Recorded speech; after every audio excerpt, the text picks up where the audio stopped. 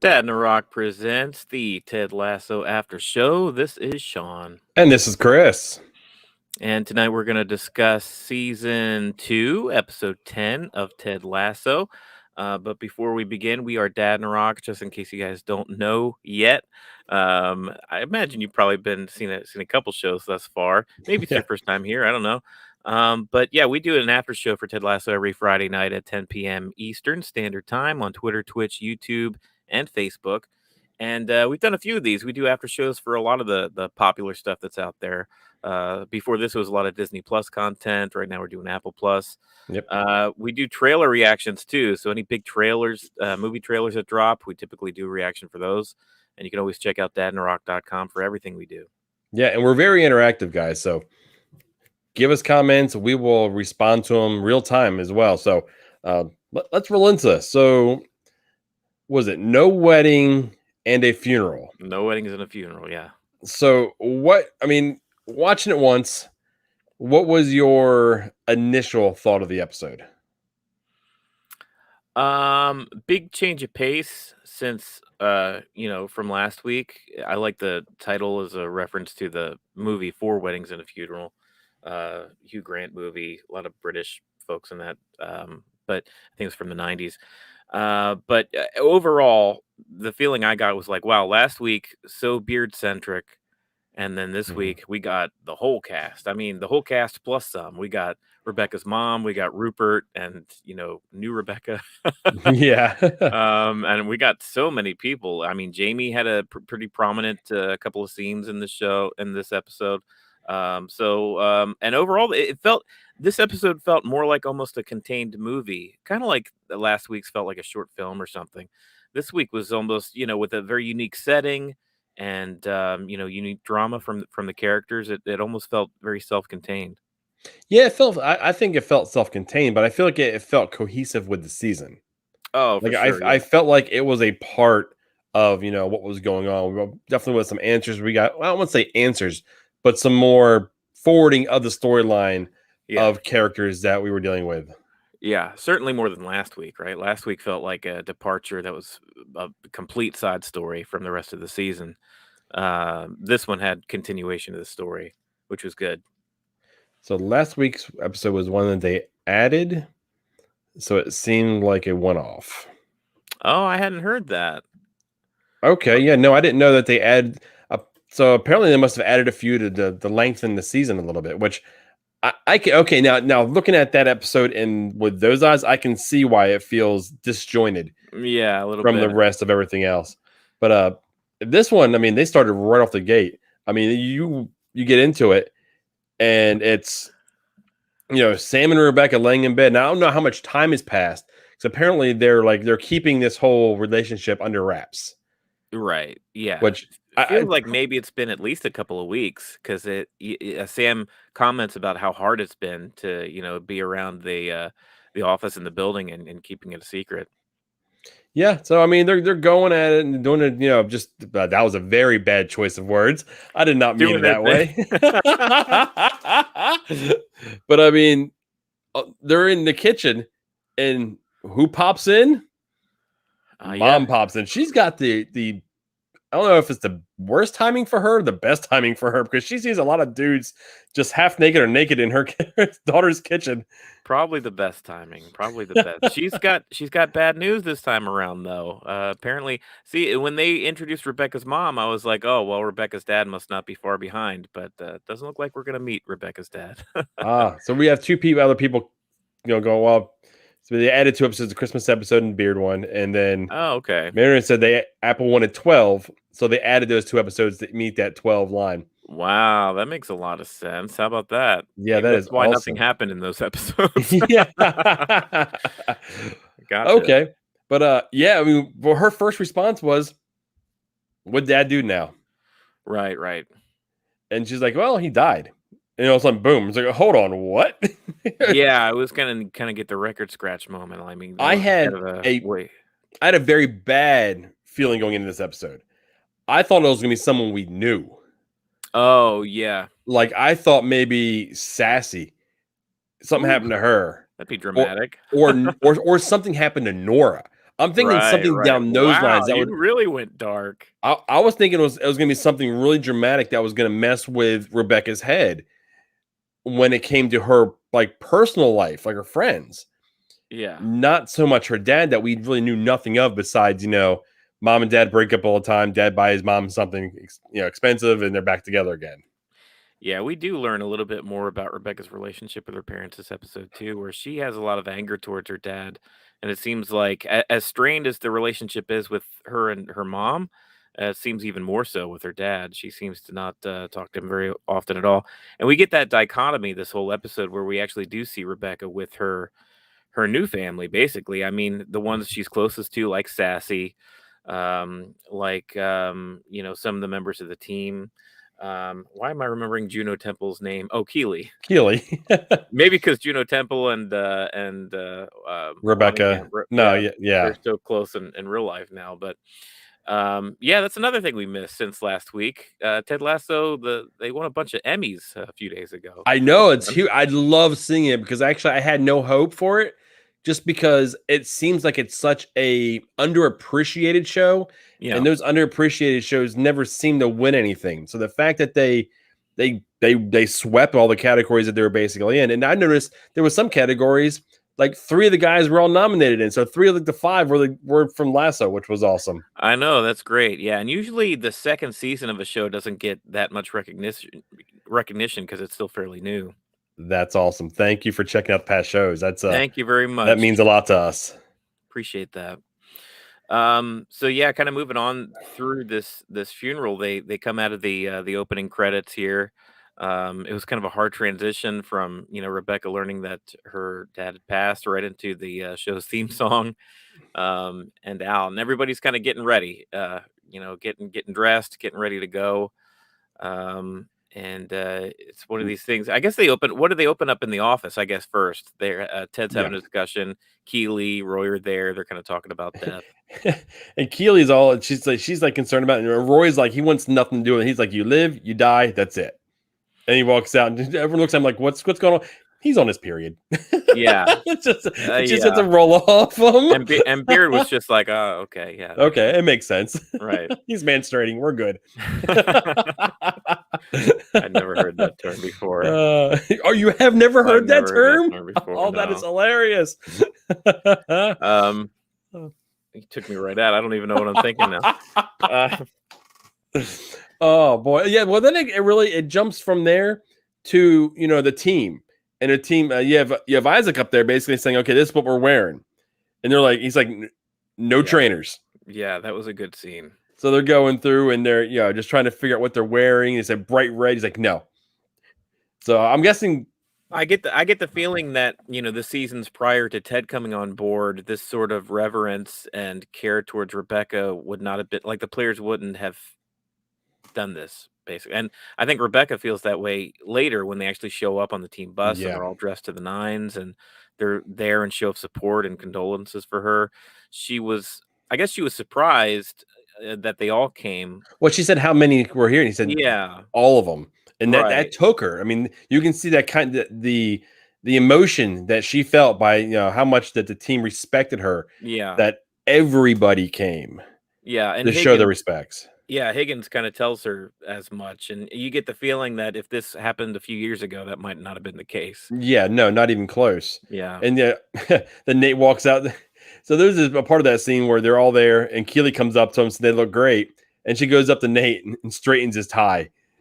I'm like, Right. oh, She was just being, loving Keely. Like, I guess that's not how he took it. I know. Nate's got a real stick up his butt here recently, though, especially when the Norwegian guy, was like, "Oh, he infantilizing or whatever." Like, he calls her out on it. As for like wearing, a suit that, purchased by another guy, purchased by Ted. Yeah, and Chrissy, absolutely. The togetherness is absolutely the Ted effect.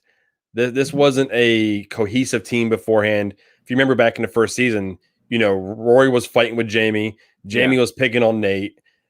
Jamie had 3 lackeys that were picking on Nate. It wasn't a team then. Yeah. And since Ted's come on board, when we always referred to him as a family. Ted is kind of the figurehead of the family. And then there's Rebecca. And I think Roy is absolutely kind of shooting up that line as well.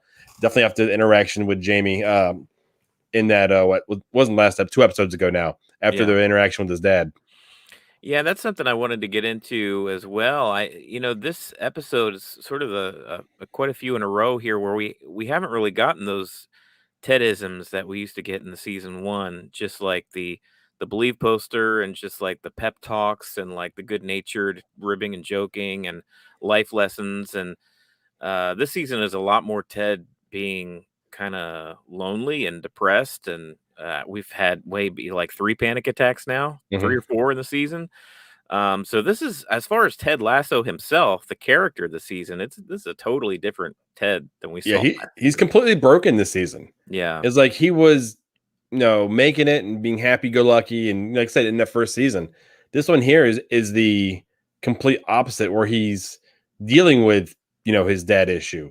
He's dealing with, his not being there for his son. He's dealing with his divorce. There's a lot of things that he may. Well, I mean, we talked about last week with Beard. Beard internalized a lot of things. Mm-hmm. I think Ted was internalizing them, and the bottle broke. Yeah, you're right about that. It kept busting out every time he's having a panic attack. It just he was unable to control it anymore. I mean, I think they went as far as showing the little army guy that Jamie brought back, and put down on the bar. Yeah, I noticed that. Yeah. And that triggered him. It was just the song that was playing, and he seemed like he was in a great mood, and just boom. And I love how they show how you can be in an amazing mood and getting ready to have a great day. Oh, sure, yeah. And then one thing happens, and then it just triggers you. After a traumatic event, we know later in the episode we learn how traumatic that was for Ted to go through that moment, learning about his dad. And he's I noticed that he's getting ready to the song Easy Lover by Phil Collins a few episodes ago when Coach Beard is outside his residence picking up in the morning with a cup of coffee. There was a scene where he tells Beard, if you can't get ready by the end of Easy Lover by Phil Collins, then you're taking too long. So this was actually a callback. He does it every morning. He was actually putting on his tie. So I was like wondering if maybe it just made it think, there you go. I felt being fancy for this episode. Yeah, you did a good job. You're fancier than me for sure. But I was wondering if maybe it made him think of his dad, his dad putting on a tie or something. Just maybe he got a glimpse of him looking like his dad, officially, with a tie. Yeah, I didn't catch. Usually it's very obvious what sets him. This one here, I mean, I absolutely want to watch this one again because, to be completely honest, dude, I was a sobbing little baby during 3/4 of this show. Yeah, this one worked on me from beginning to end almost. I'm just like, oh God, okay, that's good thing I'm watching this by myself. Ted is in the dark forest right now. He certainly is. He's working his way through with the help of Sharon, thankfully, to be a guiding light. She has been a godsend to him. As much as he fought her being there, going as far as saying when he asked her if she wants some tea, she's like, "Oh no, it tastes like a wet paper bag." I'll tell you anything. I like that moment. Yeah, because he hates tea, and to find out she hates it too. Those two are very, very similar. Yeah, and we're finding out more and more about how similar they are. The more interaction we get from them. Yeah. Oh, looks like Bundy was having trouble. This Chris was having a hard one with it too. I got that. I got that. This episode too. It's great character development. Ted's not just your Ned Flanders type, which I even said that before. I mean, he seems like such a perfect Mr. Rogers, Ned Flanders. But this season is really showing his depth, which is nice. It's actually been a nice surprise. I didn't realize we'd be getting this deep into kind of a tragic backstory for Ted. Yeah, because it was all just basically 2 peas in a pod. I mean, it was a comedy. First season was predominantly a comedy, and then we've transitioned into almost. I mean, we still had the comedy roots, but I feel like it's transitioned a little bit more into a little more of a drama this part because we're learning so much like heavy material. Yeah. And I love how they're not shying away from any of it. Yeah, this season feels like less comedy from, like, situational comedy, like, antics or, like, events that are humorous, and the comedy more comes from just the interaction of these people that actually know and love each other and joke around with each other, that kinda thing.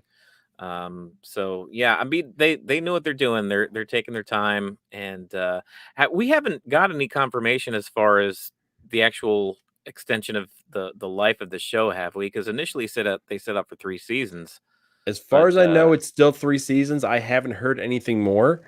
yeah. Uh, but I mean, like we've spoke about in the past, if there was a 3-season arc written, I'd rather them stay with a 3-season arc, have a Yeah, beginning, middle, end, rather than stretch it because now they're winning awards. right.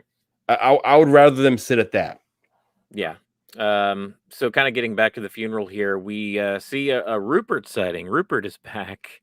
Oh, I was so I Just to was, and Rebecca's mortified, of course. I mean, he wasn't invited. And Rebecca's mom just treats him so lovingly and just like, oh, it's so nice to see you. We learn why exactly she does later in the episode, which was cool. But yeah, Rupert's still as slimy as ever, man. Gross. we're not done with them. No, we're not either. You're right. We're not done with them. There's something going on in the background with him and Nate, and we see at the end of the funeral after he just voluntarily gives up Yeah. his shares to the team.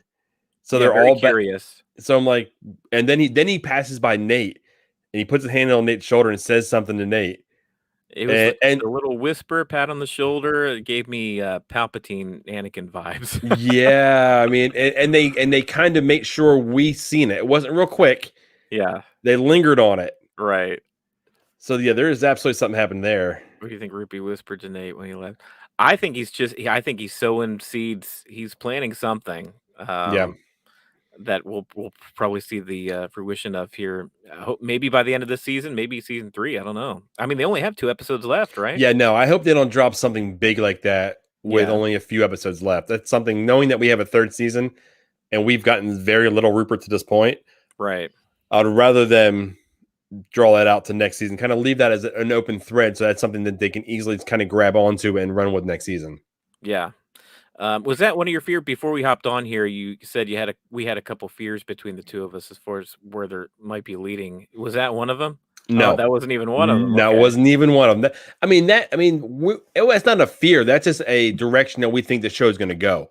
I mean, we both have that idea that, Nate's going to go ahead and spill the beans about, Ted and his therapy, and it's going to get out to the press, Right, and it's right. going to go ahead and may undermine Ted with the team. Yeah. So Maybe he tells Nate that he feels or knows that he's the real brains of the outfit, because I don't think he has a very high opinion of Ted. Even when Ted walks in late and everybody kind of stares back at him, Rupert just has just an awful look on his face, like he just doesn't like Ted. oh Because yeah, they bought the Yankee on their shores. yeah, besides that, I think maybe he could tell that Ted has his number from the last time they interacted at Oh yeah, that. every time there's an interaction with Ted and Rupert, Ted Oh winds up yeah, on and the top. dart scene at the pub. I mean, forget Yeah. about it. He's Oh, probably I've got no problem. That's one of my favorite scenes, yeah, and definitely knowing more of the context to why Ted and his dad stopped playing darts at the age of 16. yeah. It even gives more there's more heart behind it than we even knew, and there was a ton of heart behind it at the very beginning. Yeah, already, but now we get even more backstory with Yeah. poor 16-year-old Ted. Yeah, so that's my theory is that he said something along the lines of, Nate, I know you're the kind of the real brains of this outfit and they're holding you back kind of thing. To really kind of which Nate is already, his head's, this big this season. Yeah. So for the former owner of the company, Rupert, which everybody looks up to say something like that, that would cause some internal conflict within Nate, I'm sure. Yeah, I really want to see where this is going with Nate. So Yeah. I feel like it's a character or it's a position that if Ted really knew what was going on, he can nip that in the butt real quick. But he's so He's been distracted. sidetracked. Yeah. His head isn't in the right place right now. No. And even Beard is kind of, well, Beard's always off. Beard's always off. So Yeah. Beard is even more so off now than he has been. So the team is more leaning on Roy, Right. and almost Higgins. I mean, I love the fact that Higgins is kind of in the forefront now. It just Mhm. that just he's almost taken on the loving nature that Ted had in the first season. Now that Yeah. Higgins is kind of more out there and he's enjoying it a little bit more. Yeah, Higgins has dropped some nice wisdom in a few spots, like that conversation he had with Jamie about Yeah. Jamie's father. Yeah, you're right. Higgins has kind of been that role this season a little bit. But yeah, so Rupert gets here, and I think we're talking about funny scenes. I think the funniest scene in this episode was Sassy just laying into Rupert. I Oh thought it yeah. was so funny. She just told him to F and die. Oh F my off and god. die. She was like, "Every day I think about when you're gonna die, and I just can't wait." Like, she is brutal. Oh, she wasn't holding back at all. Like, No. Rebecca just kind of was like, I just don't want you there. I don't want nothing to do with you. Her Yeah. mom just kind of playing that nice card just to kill him with Sure. kindness. Sure. And Sassy gets then no Fs. Sassy just, you know what? Die. I want your box up there. Yeah. Old Sassy Smurf. I'm gonna wear red to your funeral, and I'm gonna be a beacon of joy. Yeah, her Uh, speech to Rupert was amazing. yeah, it was great. Anytime Sassy shows up, like, she's kind of a fun side character that, Dude, going back to the beginning of the episode, when she climbs onto the balcony and through the yeah, window, yeah, and she's yeah. then Nora's climbing up. She's like, I'm taking my time. She's I used to do this quickly, drunk.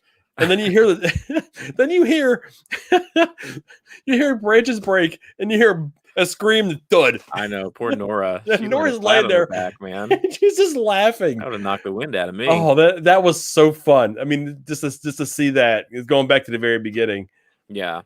But it goes to show you, like, how we got a scene between Sassy and Rupert. Like, everybody was in this episode. They came from all corners. It seems like everybody that's been sort of a major player, except maybe Ted Krim, or not Ted Krim, Trent. Trent. Yeah, Trent Krim of the Trent Krim Independent. of He the didn't show up. Independent. We should have said Yeah, that in unison. yeah, and maybe May and the pub patrons didn't show up, but that's Yeah, about yeah.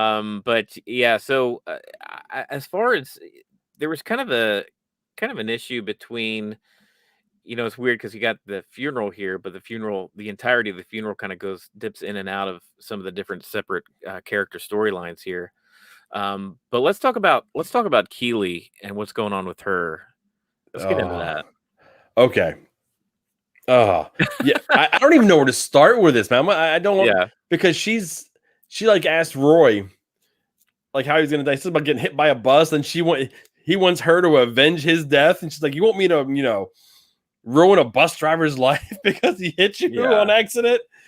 And Well, she wants to, yeah, they're keeping it cutesy, but I mean, this death is really, and having to attend this funeral, she's being real introspective, like a lot of us get around, when somebody that we know dies, or we're, being there for somebody that we're close to, that was close to them that passed away. She's kind of being very reflective, introspective, and he just she's wants being an nothing to do adult. with it. Yeah, yeah. And Roy, he's dealing with it in a separate way, where he's, kind of being jokey about it and doesn't really want to get too deep about it. And because those are two very separate paths, they really have some conflict this episode. And of course, being Keely and Roy, they're both adults that love each other, and they're, mature. They get through it by the end of the episode. Well, But Keely wants to be planted by a tree and become fruit for people to I kind of eat her want fruit. that. I don't know, between being cremated or just buried in a coffin, if they could turn me into a tree, I'd be I'd be all right with that. I want no fruit from that You wouldn't tree. eat my fruit? No, that's Oh, there is no part of me that wants to eat any part of you. oh, that's too bad. That's too bad. But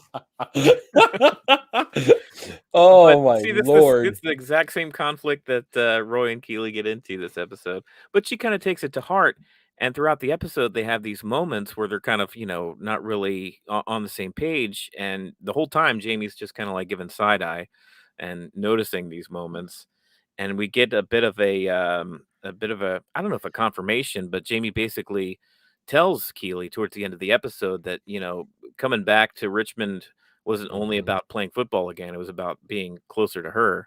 dude. And And this was one of the things I was concerned about because okay. remember how we were talking about there was an episode where we thought she was watching uh Jamie on her phone. Come to find out, it was the retirement Yeah. video, which had a Right. whole different context to it. Yeah.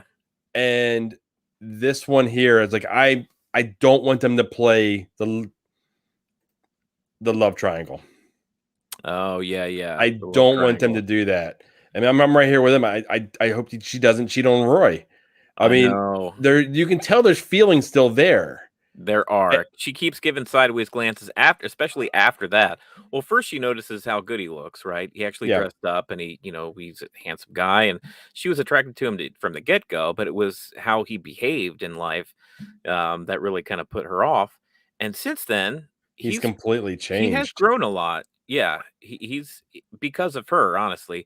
And when he confesses his love for her, I think it's very much. He even knows that this is a crappy thing to do. Like I shouldn't be doing this because you're happy with Roy, but I just have to. I have to put this out there into the universe, and then he doesn't wait around for her to say "I love you too" or anything or any response. He walks away, and he just kind of leaves that information for her. And he has changed quite a bit. But Mhm. yeah, this is some conflict that I don't know. Ted Lasso is always kind of introduced a typical plot thread that you may see in a lot of other shows, but then they spin it in a different way. So I Yeah. don't know if we'll get the standard love triangle storyline that we've gotten before, but it looks like they're gonna I dip their hope toe not, because into it. then Roy comes over and then he pulls, old, romantic Roy. He starts talking and apologizing and Yeah. then she just like dives into his arms. Sure, yeah. I mean, she's in a vulnerable state between Yeah. everything that's going on and her own conflict with death and her own thoughts, processing that, and this new information from Jamie, and then her finally being able to, fall back into Roy's arms after them arguing all day. That was a moment for her. So, yeah, that was tough. That was Yeah. I tough. mean, she had two guys that, I mean, in reality, she cares highly about. Yeah, Both tell her that they love her. yeah, I mean, can you imagine the internal struggle she's got going on? yeah. It's kind of crazy. Here, Maynard says, at first I hated the Jamie liking Keeley again thing, but the more I think of it, it would be unusual if it didn't happen. Knowing the history, right? There should be a love triangle tension. Yeah, it does feel natural. And when it was happening, when he pulled Keeley aside and he was telling her, I was like, yeah, I mean, it makes sense because you get the feeling that no woman has ever done for Jamie what Keeley has done for Jamie. Yeah. She was patient with him, she was kind, she was loving, she was there. And then Um, she said no and kicked him away. How many Exactly. how many Yeah. women has Jamie dealt with that just kind of kicked him to the curb? Yeah. And that's an ego check right there. And he says, "You helped me be at my best. I'm the best that I can be, and it's mainly because of you." And the fact that he recognizes all of that just shows the kind of growth that he's Yeah. had. I hope this doesn't stunt the growth between Roy and Jamie. Right. Like, There's that too. I didn't even think about that a couple episodes ago. Yeah, they had yes, that I mean moment. there's a growth between those two happening. I Oh, don't want this to get in the way of that. I mean, it is good drama. We'll see how it works out, I but want a comedy again. I want Roy just to kick him in the nuts. No. yeah, some Roy grunts and them getting into it. Yeah. Yeah, we may get that, at least a version of that for sure. Oh, but and that would be I think that'd be the end of Jamie on the team. I think that would be the end of the character on the team. If they got into it again and something happened, Yeah, it would probably be the end of him on the team. And I think it would be the end.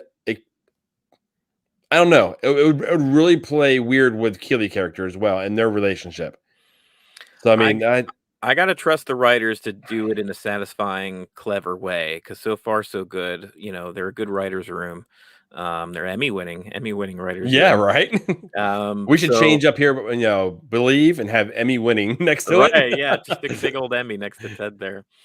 But yeah, we'll see how that develops. I mean, it is good drama. There's a reason TV shows have been using the love triangle for decades now, as far as a plot point. Yeah. But we'll see Let where that goes. Let's talk about the eulogy. Yeah. Okay. Like Rebecca gets up there and she's kind of standing in front of everybody Hmm. and doesn't know what to say. She's at a loss. I mean, she just had that big moment with her mother. where she kind of confesses to her mom how she feels about her dad and the reason why, because she walked in on the dad cheating, and you could tell it was a lot of unspoken things that were finally spoken between the two of them. So after an emotional scene like that, what do you say, especially if the relationship hadn't been there recently? Yeah, let's go. I mean, I skipped it. This is my fault. So mom and Rebecca are sitting in this back room, kind of by themselves, Right. and they're kind of getting into it Yeah. because Rebecca actually seen her dad cheating on her mom, Yeah. and she's held that in, hasn't said anything, not knowing her mom basically knew the whole time. And she said she hated her for knowing, and her mom was just happy that she had any feelings towards her at all because she Yeah. thought she was completely indifferent towards her. Right. And she goes on basically her mom's, I would say her biggest flaw. I don't know if this was even, I would even consider a flaw, but once she loves something, she's forever going to love it, no matter that other person's flaw. Yeah. Well, and then she specifically says, she didn't need Rebecca's father to be perfect because he always came back. Yeah. And, every relationship's different.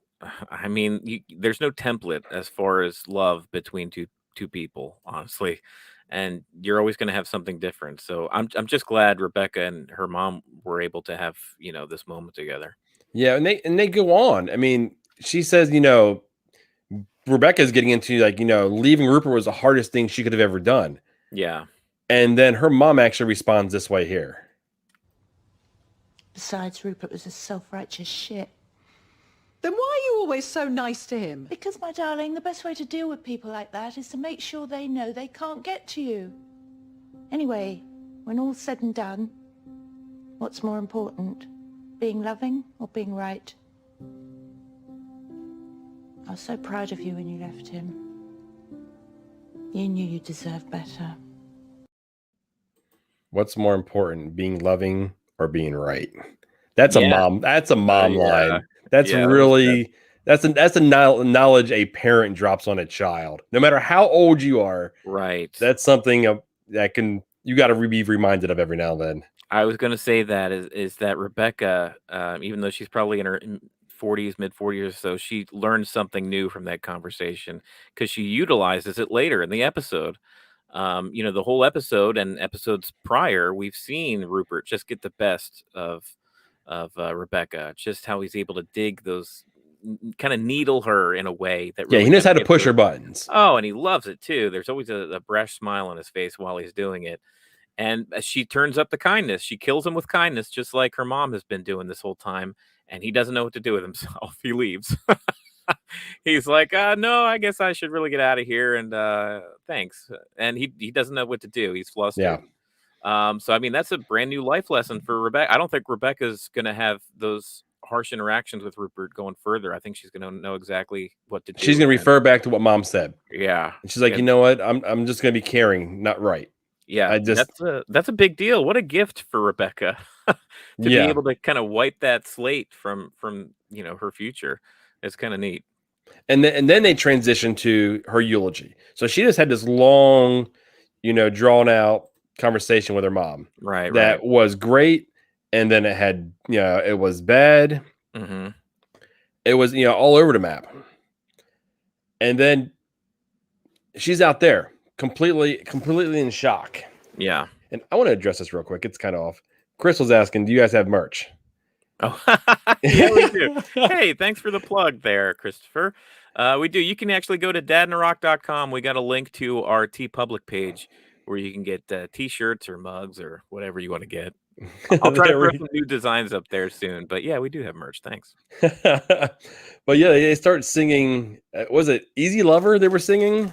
No, it No, was that's Never that Gonna was the Give beginning. You What? Up. Are you kidding Yeah, me? I just It is the song of the internet for the last 10 years. Have you never been rickrolled? wow. It's too bad this is live. Don't get me started. I'll start singing this whole song right But now. the lyrics to the song. Now that I got the right song in my head, Yeah. it's like everything about her dad, Yeah. and she's Yeah. having a hard time even saying it, and then she stops, and then Right. Ted walks in late after he has his whole thing we haven't even talked about yet with Sharon, Yeah. and he's kind of her. He needs her as much as she needs him, I think, in this. And just in general in the show. But he starts singing a part of the song. And she sees him and smiles. And she continues. And everyone gets into a part of it. Yeah. And that was so... I think that meant more to her than I think everyone even showing up. Because I think they understood. Yeah. Or at least as much, in that moment. Because you're right. I mean, she gets to the point of the song by the great Rick Astley. You guys are right. Yep. They where it says never gonna say goodbye, and she can't even get the word goodbye out and she starts to really break down. And that's when Ted picks up the next verse of the song, and which gets the rest of the crowd going. When he walked in and he was late and he made a big noise and got everybody's attention, everybody was just kind of like, oh my goodness, how, almost like, how dare you, or how dare you come in and interrupt what's going on. Yeah. Everybody except Rebecca. Rebecca smiled like she was relieved to see him. Like, oh, thank goodness he actually did make it. Which just crystallized their friendship so far. Like, it felt good. And the whole time that Ted wasn't there, I just wish I could have been like, Ted, I know you're going through a panic attack right now, but Rebecca needs you, man. She needs you. Get it together and get there.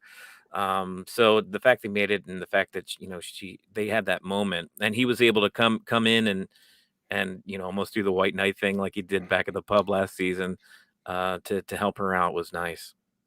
Well, yeah, I mean, he helped her almost like how she helped him during his first panic attack at the club.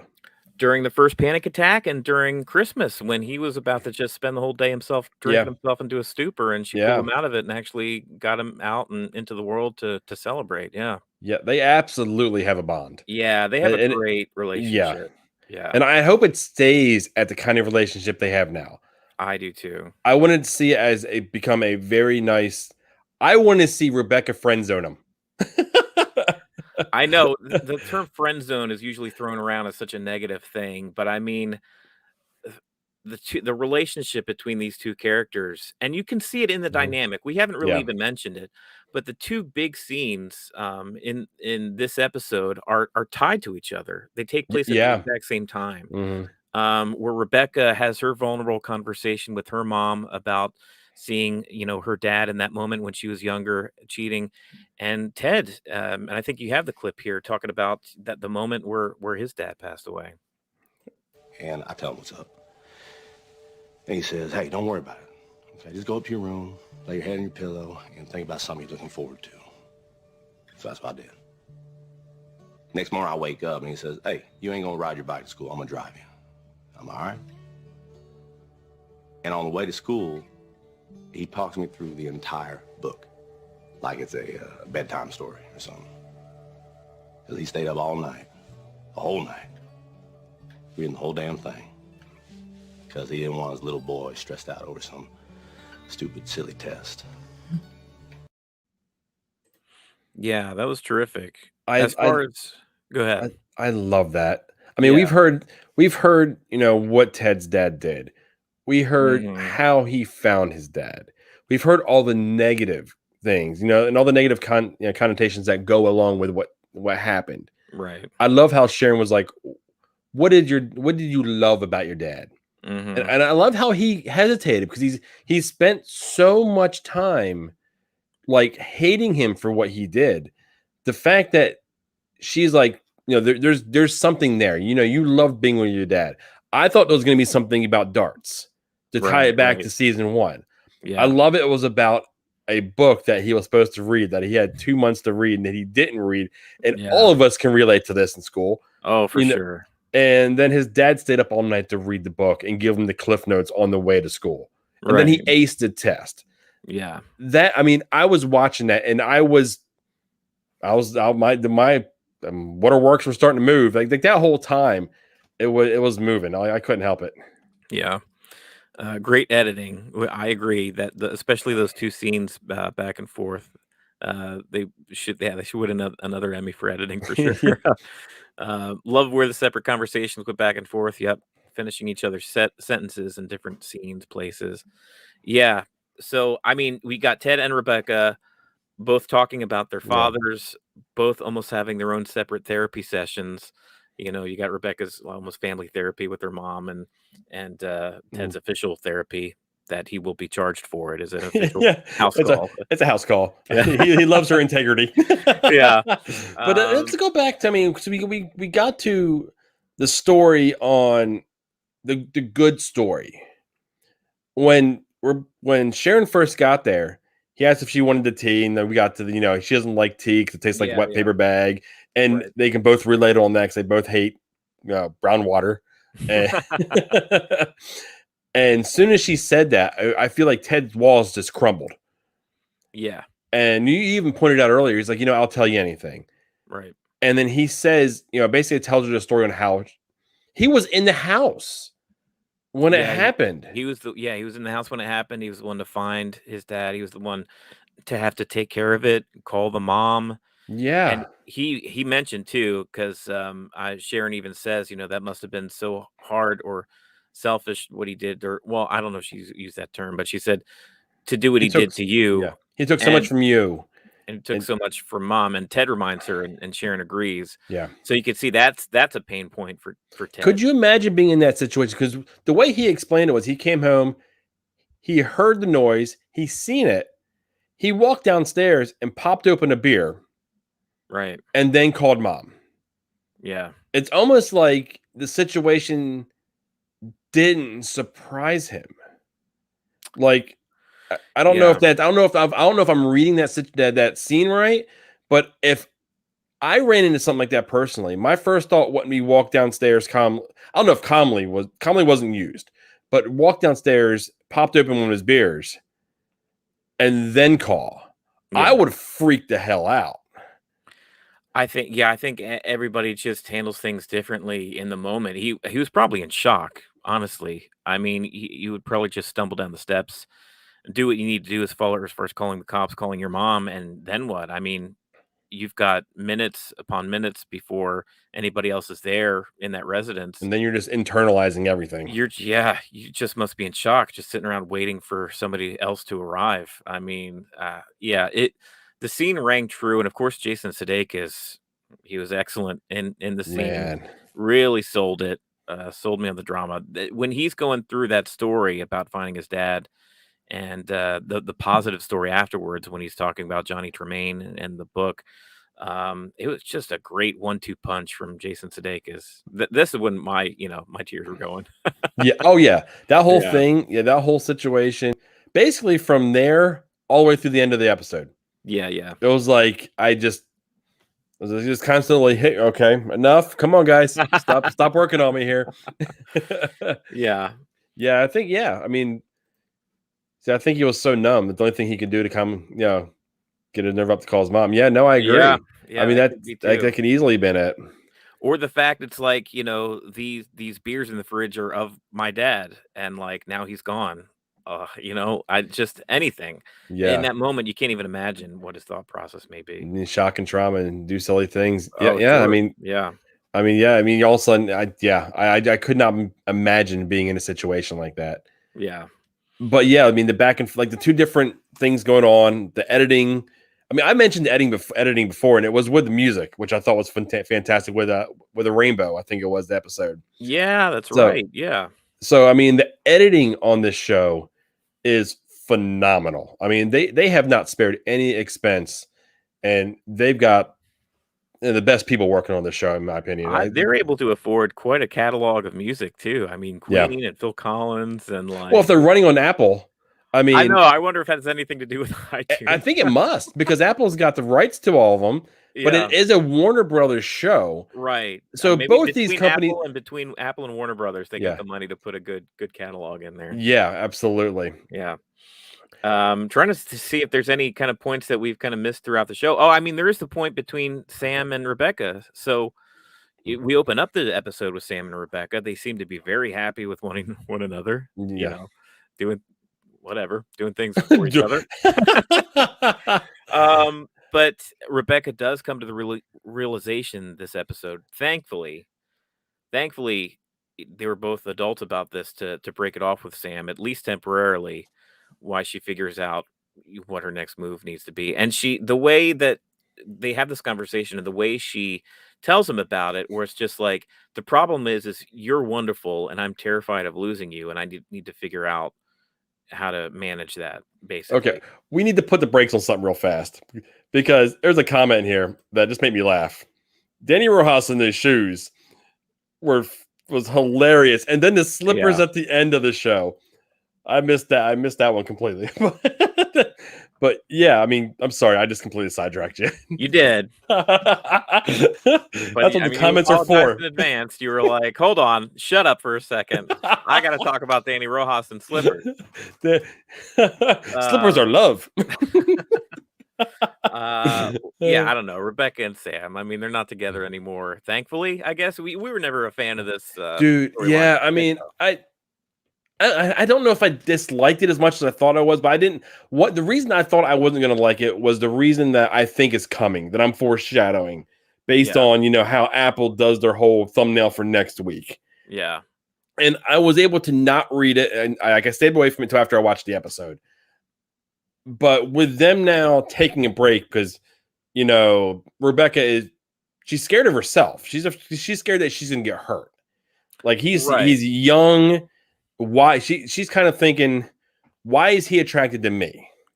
Yeah. What's going to stop him from, going off and, after being he's got to be his early 20s. Yeah, well, she could just be hurt in any number of ways. Yeah. Because her feelings are up there again. I mean, she's high and she's not in a valley. She's, in a mountain peak right now. And she's just waiting for that other shoe to drop, which after the relationship stuff that she's been through already, you kind of understand where she's coming from. Yeah. Especially, and Keely mentions it. It was so funny, that scene where Keely picks up they're playing 20 questions. He says, is he tall? Yeah. Is he tall? It's Sam. Sam. What the That was funny. I guess it just goes to show you how well Keely has gotten to know Rebecca. But so I appreciate the adult responsible decision making here, as far as them to at least temporarily taking a break right now. I think it's the right move, honestly. But that leads into episode 11, like Chris was asking here. If we kind of speculate it. If speculate is what I do best. If you guys have been watching, I know how to draw. I could write a new storyline for the show. Oh, he had season 3 planned out a couple of weeks ago. I mean, they went ahead and, per the thumbnail, it says something down the extent of Sam gets an unbelievable offer from somewhere else. And I think it's back at home. I think it's back in his country. I think is it Nigeria? I think it is. Yeah, I think so. Yeah. And you see him standing with his dad. And I almost feel like, since the separation between Rebecca and Sam took place, my fear with those two becoming, getting into a relationship, was this was a way that they're going to write off the Sam character. He's going to go to another team or away from AFC Richmond, where we won't see him again. It could be. Yeah. It may be very easily an offer to join the national team. Right. Which is his dream. That's always been his thing. Yeah. So I hope it's the national team, and he goes on loan during international breaks, and we see some of his dreams come true. Yeah. And it's not him being sent to another team that's in his country that isn't a part of, or it could be political, because he was the one that stopped that country from, having the oil. Dubai Air, the parent company, Dubai Air, yeah. So there's so many other aspects, but I'm just afraid that if it's going to take place that far away from AFC Richmond, or AFC, from Richmond, he's going to be written off the show. Oh, I would think he would have to be, because I don't think the show has the attention to divert our attentions that much for one character to another country and their separate story.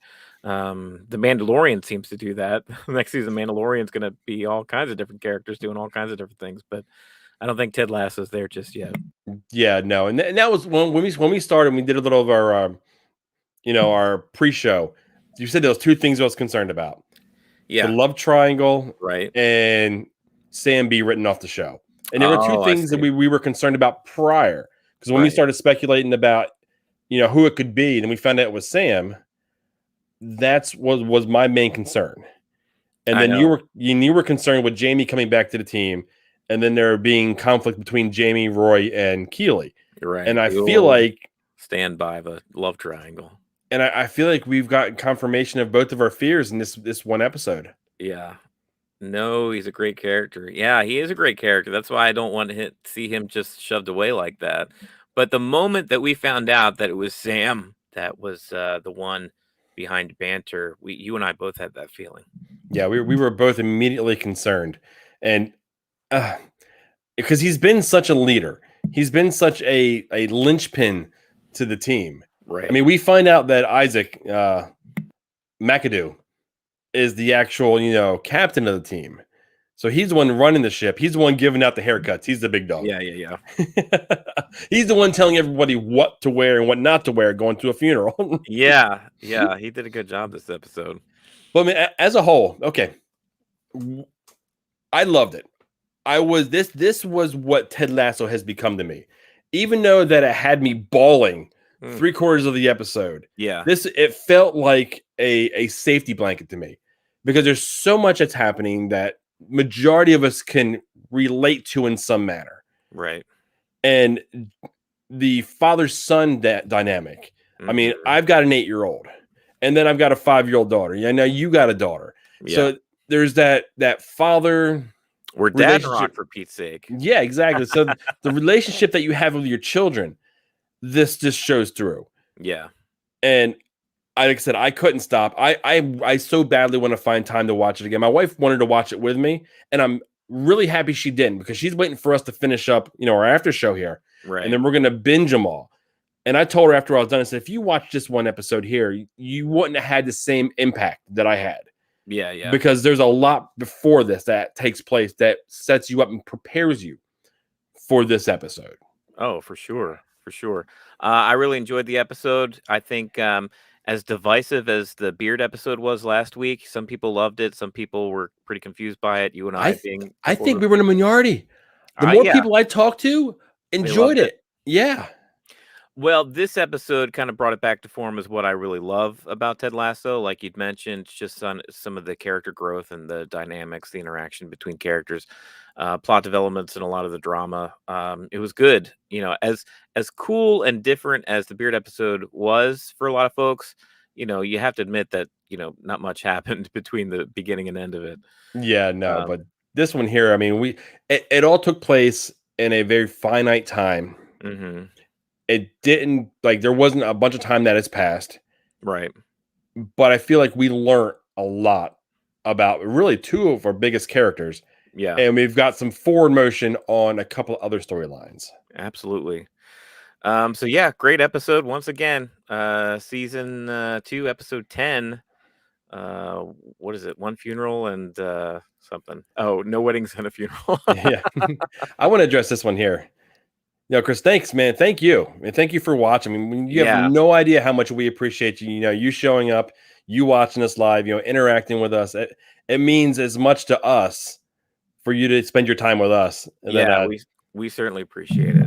We got between Chris, Mariana, Maynard, you guys really you were commenting throughout the show. We certainly appreciate that. We always do.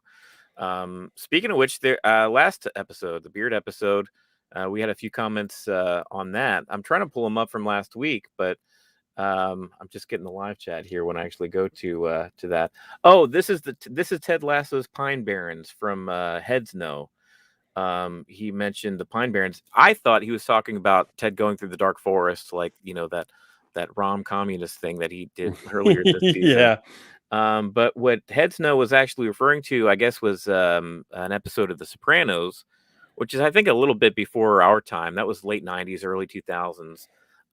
But where Steve Buscemi had actually directed an episode where it was very kind of off from the typical season plot and kind of its own unique individual episode. So yeah, that was a good call. That was a good catch by Heads No. Well, when he said it, I was like, oh yeah, that's a nice dark forest. I just comment I made back when then he was like, oh no, this is what I was referring to. right. He clarified. I was impressed when he mentioned the Pine Barrens. Like, sweet, the Pine Barrens. Yeah. I was like, the Jersey Devil, come on. Totally went over our heads last time around, I think. But yeah, Marcus Maynor, he said, although it was pretty good in itself, this feels like a lost episode. Which, there was somebody that kind of was on the maybe the negative side of things last episode. But overall, overwhelmingly, I think there's a lot of positive energy. Even though it was a different show, a lot of folks did like it last week. Yeah, here's another one that loved it. I mean, Mark said, I love last week's episode. This week's had a bit of everything in it. It was going to be, yeah. Oh, you knew there was going to be. Love triangle, yeah, he called the love triangle. Yeah, we were both worried about it. We didn't want to see it, but I mean, sure enough, it's veered its head. It's coming. We'll see what happens. Well, like I said, only 2 more episodes this season. It's kind of interesting what plot lines they're going to decide to wrap up the season, what they're going to leave for season 3. And it's going to be interesting to see what kind of developments in the actual season of their football, their football season. Not so much the television show season, but the football season. Yeah. I mean, what's the update there? There's nothing. Yeah, loved it also. I know. I mean, we have to have them promoted.